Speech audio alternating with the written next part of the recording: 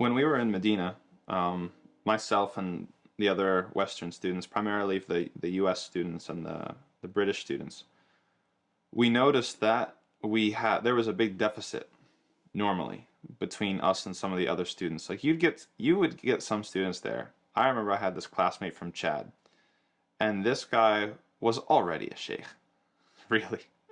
He just came to Medina for the diploma, like for the credentials.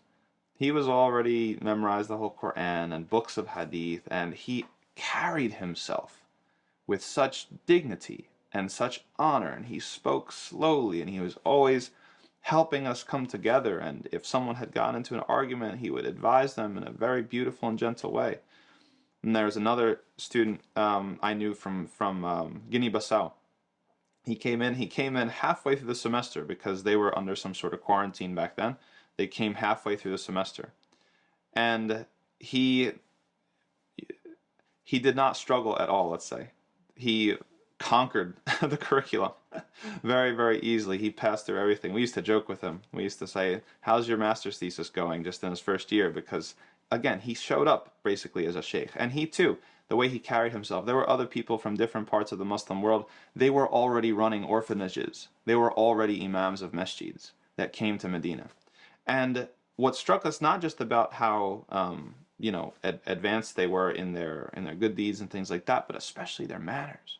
Their manners were so refined.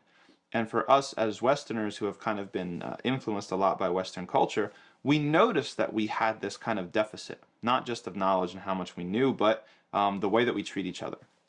And so we would ask our professors and the mashayikh to say, how do we rid ourselves of this harshness that we find?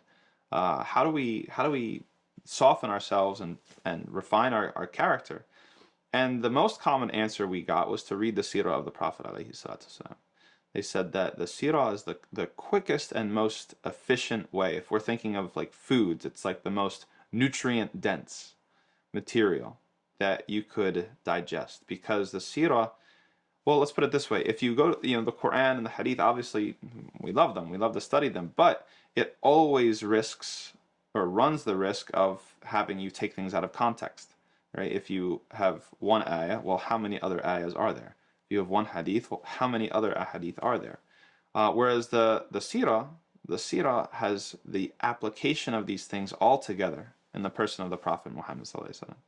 So walking in the body of the Prophet ﷺ is the knowledge of the Quran and the knowledge of the Hadith. And so he's putting those things into practice. How is he reacting to things? When is he firm? When is he lenient? When is he forgiving and charitable? When is he stern and just? All these sorts of things. How do you balance between work and home and different personalities, and how do you put people in the place they need to succeed and to flourish? These are all things that you can learn from reading the Seerah of the Prophet ﷺ. And there's no one authoritative Seerah in the English language, but alhamdulillah, every year we get a trickle of a few more options. So there's a lot of material out there to start with and to expose yourself to.